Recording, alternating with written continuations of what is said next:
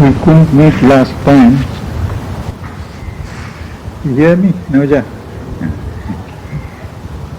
We couldn't meet last time due to a camp which has been going on for the last 1 week. It started last Sunday. It is due to be completed this evening. And I had to be away. I had to talk to them on the general idea of the synthesis of yoga which we are doing. Now, among the questions they had raised, I thought one or two would be of interest to you, because these questions have been asked again and again and have occurred practically to everyone who has thought about the subject. One question was,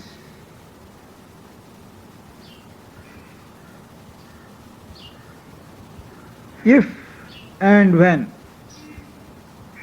the supermind is fully organized,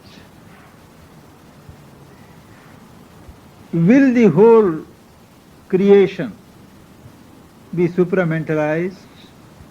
What will happen to the various levels of creation that we see today?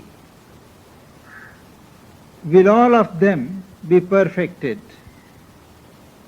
and all will be supramental? Obviously, the answer is, it is not going to be so. A new dimension will be added, a new gradation will be added to the various gradations of the creation. There are various levels of consciousness, of the forms of consciousness and the functionings of consciousness. And when the supramental is properly organized, one more level will be added, but it does not mean ipso facto that all will be supramentalized. Just as the fact that there is a mental level, there is a mental humanity, has not eliminated subhuman or submental types, submental orders of creation. Evolution will continue to be there, doing its grades. And since creation is a continuous process, all the levels of life will be there. Those who want to be supramentalized, for them the possibility will be real. But one important difference is the very fact that the supramental grade is fixed on earth and functions will have its indirect effect upon all grades in a more pronounced manner than the establishment and working of the mental grade has had. This plenary force of truth and knowledge and oneness which goes with the supramental consciousness will definitely weaken the hold and rule of ignorance, limitations and division. The forces of disharmony will be contained, and there will be a general uplifting of life, a more definite establishment of the movement towards oneness and harmony, a more pronounced movement towards love and unity. But this does not preclude the continuation of the lower orders of creation, though their evolution will be expedited, the course will be more speedy, but they will not be eliminated. I believe there are one or two letters of Sri Aurobindo on the subject in the book Letters on Yoga, saying that the whole of humanity will not be supramentalized, though directly or indirectly they will be influenced by the establishment of the supramental consciousness. The second question was, again, what has been asked so often. People have taken one remark of Mother that it may take 300 years for the transformation to be complete. They said, that means it is not going to happen in our lifetime. The facts are that once Mother asked Sri Aurobindo, what will be the time needed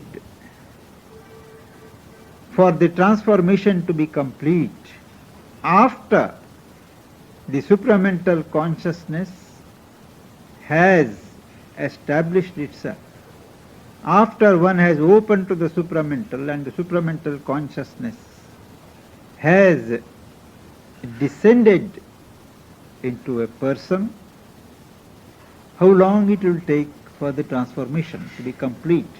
Because the transformation has to means a total change in every cell in the body, and we know there are millions of cells.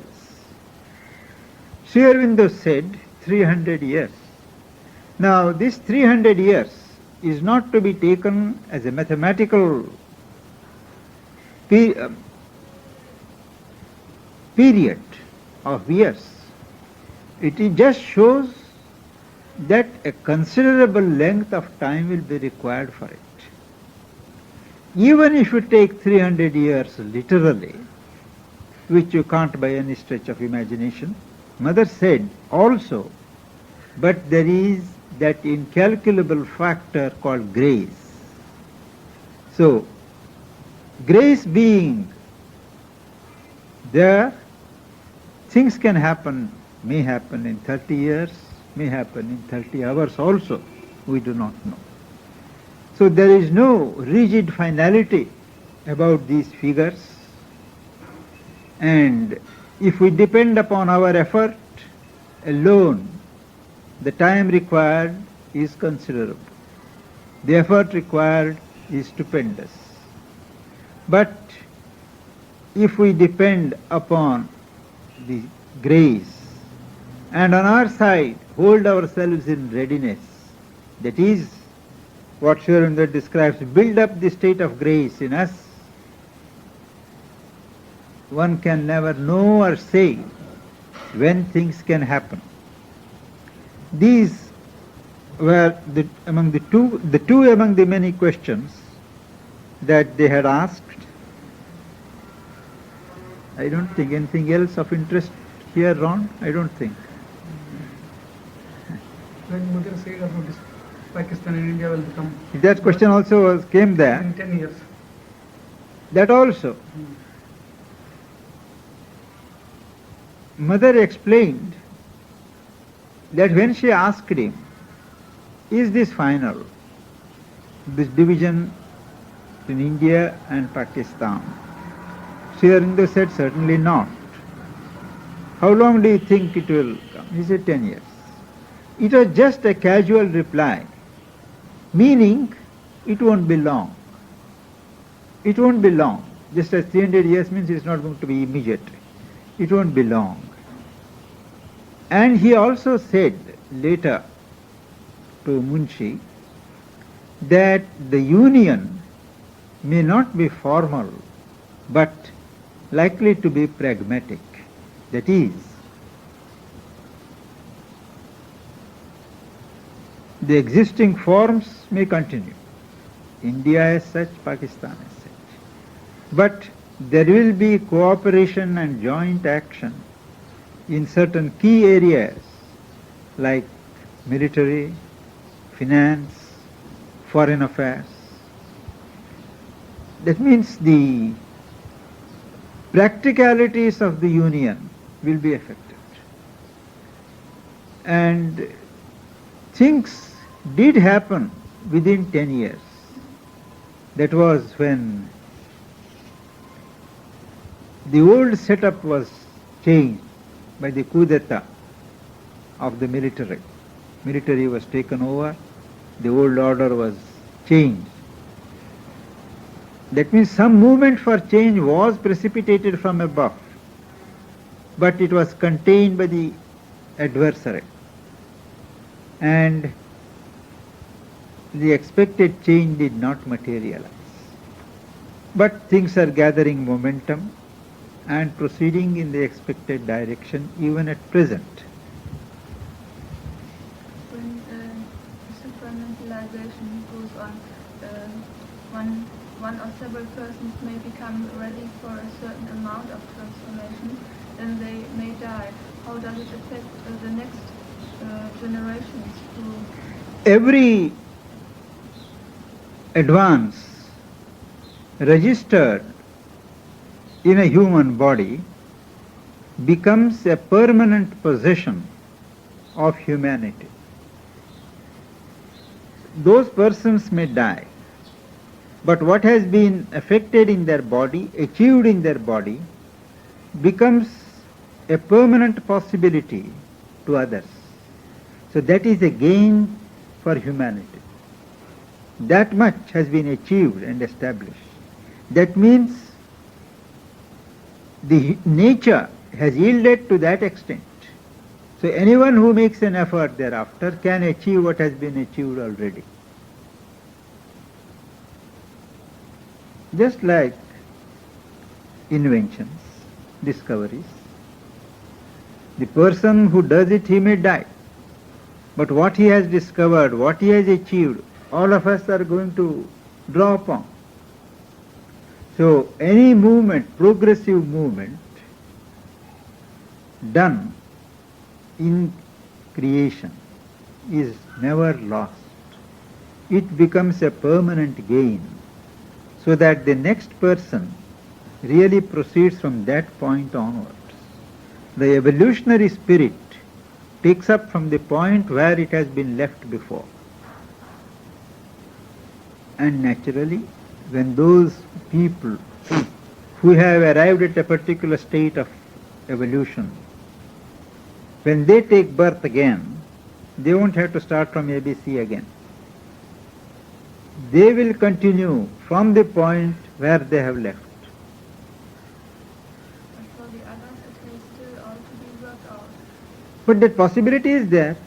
Otherwise, even if you try, even if you strive, you can't get it. But once a person achieves it, there is that possibility, permanently done. Like solving a mathematical problem.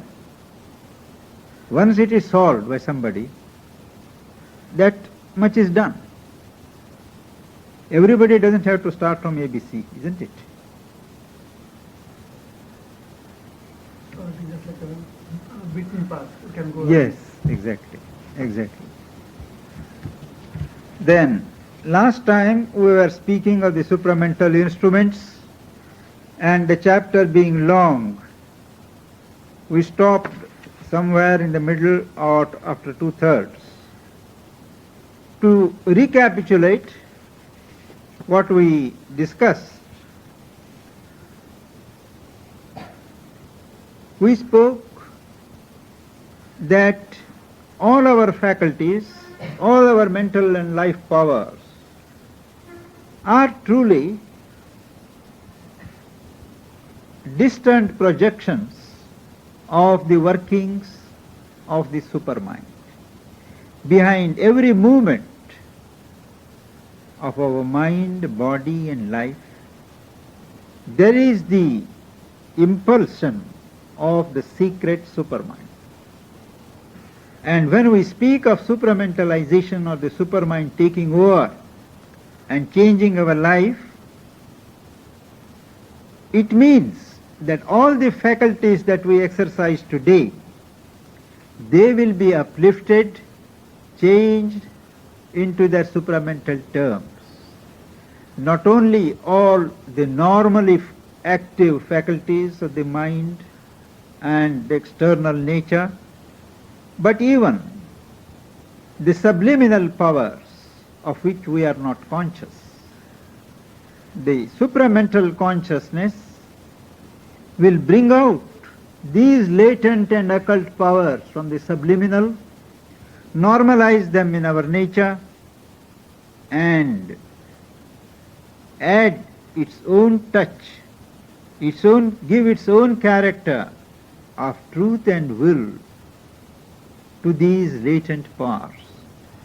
So all the powers that are embedded in man stand a chance of being uplifted and rendered into terms of the supramental faculties.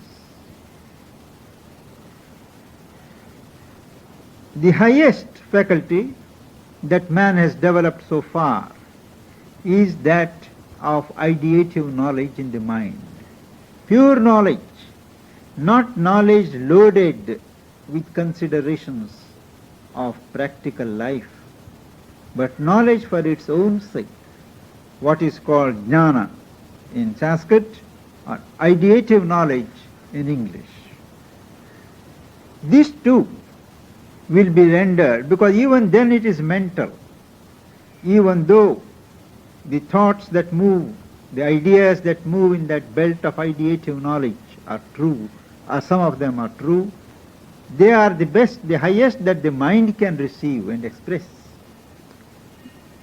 They are not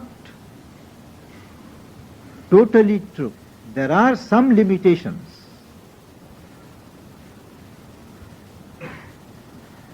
Which are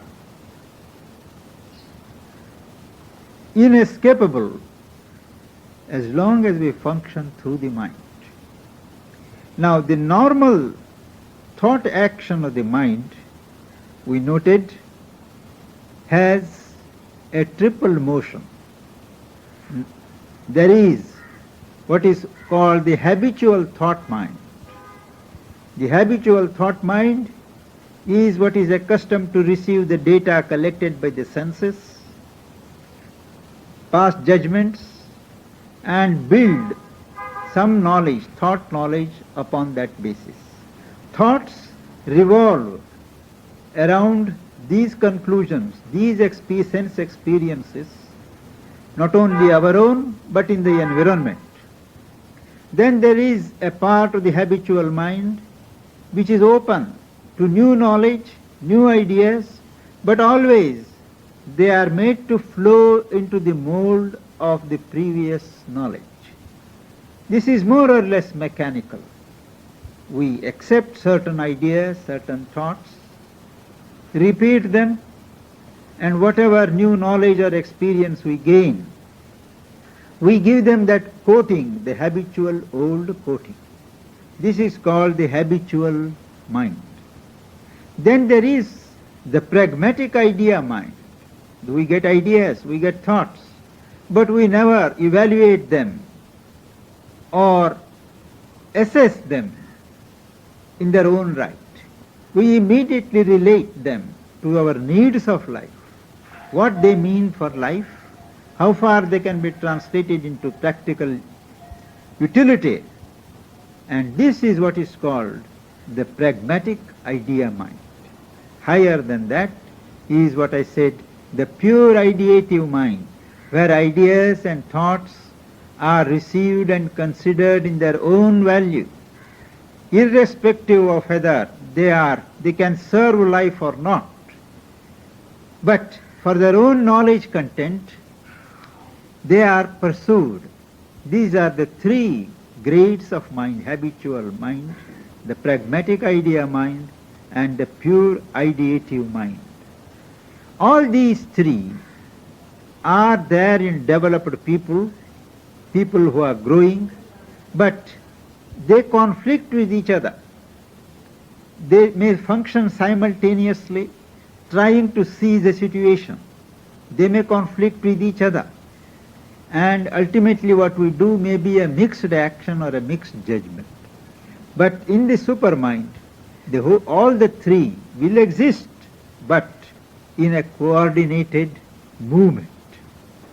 There will be no obstruction in their functionings, because the supermind is in possession of the truth of things, and the mind will not be obliged to lose itself as it does today in the heights of the ideative regions. When the mind is pulled up in our present state above a certain height of the ideative mind, exposed to the vastness of consciousness, to thoughtless peace, for instance, the mind tends to lose itself, lose its identity. But this will not happen in the supermind, because the essential truth of things is always present. Secondly, the pragmatic element also will be there, but it will never be the deciding factor. It can be an instrument, it can be a link between the higher consciousness and the life mind. Even the mechanical movement, habitual mechanical movement, will change its character, but the movement will be there. There will be, instead of the pure ideative mind, pragmatic mind and habitual mind, what Sri Aurobindo calls an order of thought, a cycle of will, and stability in motion. This habitual mind movement is really an expression of what nature strives in order to bring about stability in a flux. By constant repetition, by constant habitual movement, a kind of stability is introduced in a situation full of flux in life. So this is, that habitual mind renders itself as an instrument leading to stability in motion in the supermind. What is called the pragmatic mind becomes cycle of will. It is the will that decides. And the ideative mind becomes an order of thought. All these will not be based or derived from lower nature, but from higher nature, whose foundations are above, not below. Again, in our mind, there is a play of three elements. The life mind, or what we call the mind embedded in life, there is the intuition, and there is the reason. Reason is the bridge between life mind and intuition above. All the three are interconnected. Intuition has to be organized by reason and then communicated to the life mind. Similarly, the impulses of the life mind have to be assimilated by reason and then submitted to the light of intuition. So all these three will also continue in the supermind, but in a coordinated action based upon unity. Only reason cannot be an absolute power that it claims to be at the human level. It can only act as a link.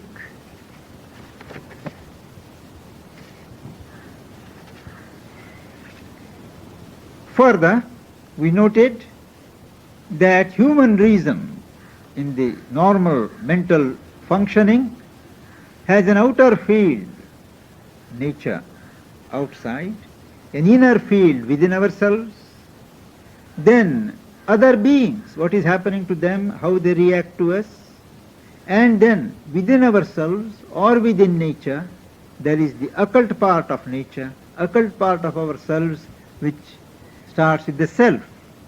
All these will continue the process also will be the same, namely gathering of data, arrangement by the reason, and then arriving at judgment.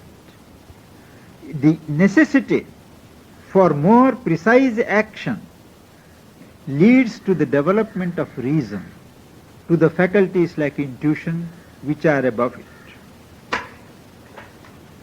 Helping reason, mental reason, is memory. Memory, as we noted, is not only what each individual remembers, but it also means the race memory. Memory not only artificially recorded in histories and literature, but something that has sunk in the consciousness of the race and which comes to the forefront when we will to know it, or when the situation demands, nature pushes it ahead. So this memory, which is playing a particular part in the mind, plays a greater part in the supermind. Because memory, meaning also the cosmic memory, the earth memory, there is nothing that cannot be summoned from the past. Similarly, not only the past, there is also, when you are at the self level, the level of the innermost being, what Sri Aurobindo calls, there is memory of the pre-known, what is going to happen, because somewhere it has been decided, and to the self which is behind, what has been decided already, what has happened already, they have the same relevance. It sees what is going to happen, and that is projected in the memory as the memory of the future or the memory of the pre-known. And there is the power of imagination, which helps, which does play a constructive part even at our level. It plays a greater, an interpretative part, and a role of summoning many possibilities into the field of actualities.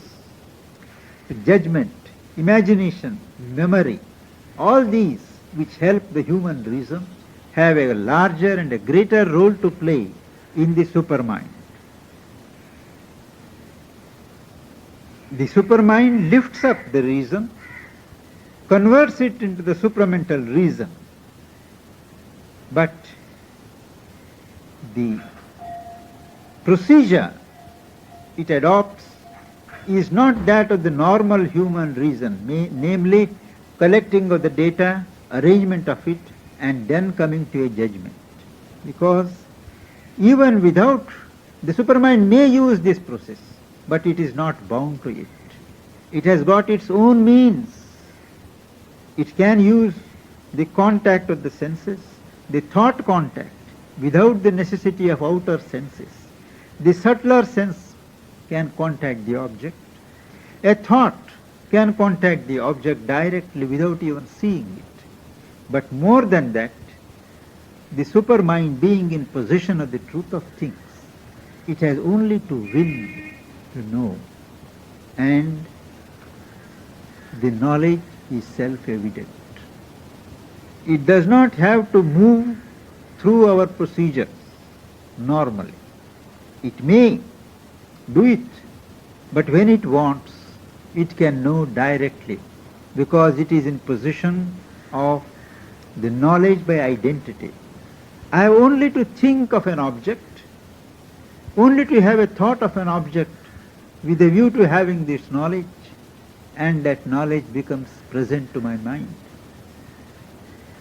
The supramental reason acts. Its way of action is described by Sri Aurobindo as subjectively objective. That is, even when we are subjective, there is a certain objectivity about it. That is, it is not colored by our subjectivity. Within ourselves, the knower can observe objectively. Then there is the universal consciousness, without which the supramental consciousness cannot come. And that consciousness being always there, there is an undercurrent of oneness with the known. Observation is a movement to bring out the latent knowledge. But observation even, contact even in the normal sense, is not indispensable. It can provide a bridge of connection if we need it. But there is a state of the supramental consciousness where no such bridge is required.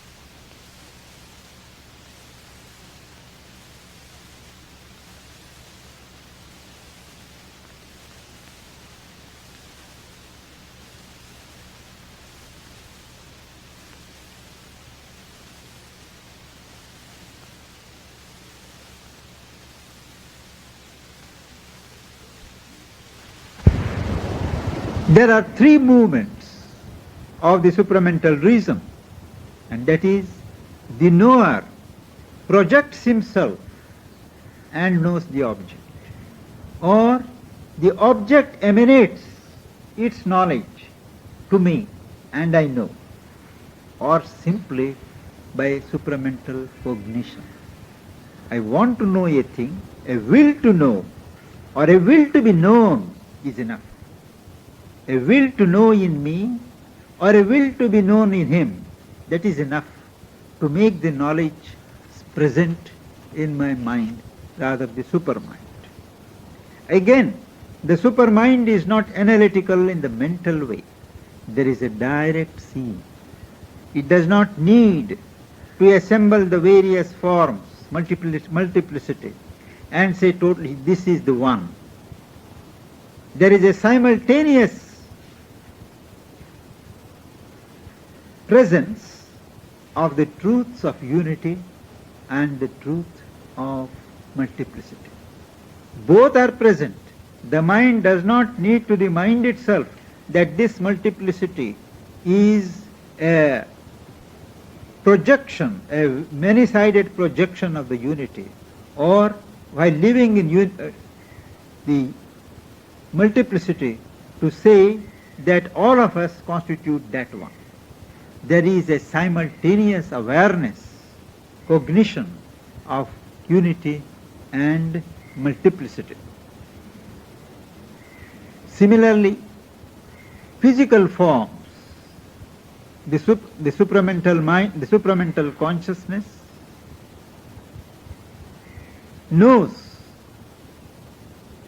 the gunas or the qualities or the modes of each form, in what proportion they are active, what is the nature or grade of consciousness that is active in each form. And this each can know by identity or by wanting to know it. And the knowledge of the supermind is not confined to the physical plane, but to what happens on other planes also. The human mind, the human reason, is confined to the domain of the physical. But the supermind is simultaneously aware of all the planes of existence. For judgment, the supermind does not need to get evidence, to get data. It is its own evidence. It does not need to assemble material to arrive at judgment. The judgment is spontaneous, natural. And even what is called logic at the human level has a place in the supramental consciousness. And that is, logic in its transformed role links knowledge with knowledge, organizes the different placements of knowledge, because though essentially all knowledge is one, For purposes of manifestation, the knowledge may organize itself with different stresses. Now a stress on one aspect, now a stress on another aspect.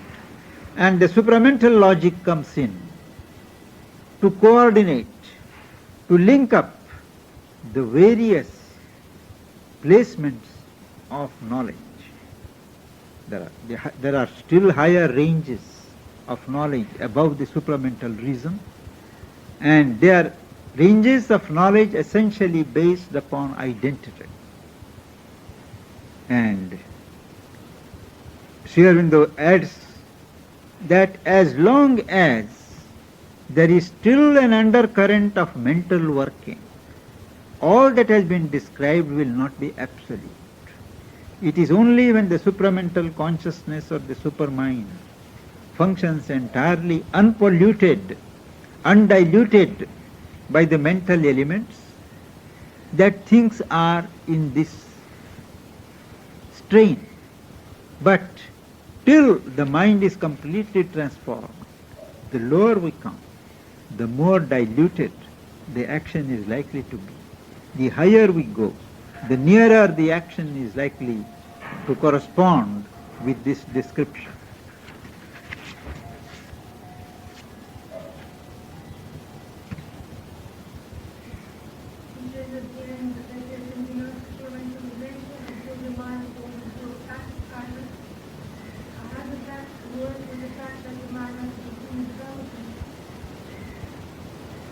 Mind has various grades. There is a part which is always restless, agitated, running about. There is a part which is practically occult or subliminal, which is quiet, which is receptive to larger vistas of knowledge and all that. Now, what he means is the frontal part of the mind, which is normally agitated, in movement, that has to be silenced, so that the deeper part of the mind is free and can develop. After all, the main part of the mind which develops is not on the surface. We are not conscious whether mentally we are developing or not, because we all live 90% of us on the surface. And this surface mind has to be quieted and silenced so that we can become aware of the deeper mental consciousness evolving, and not only become aware, but open ourselves to its action and participates in its growth. So unless that is done, it is a simultaneous process. One makes the other possible.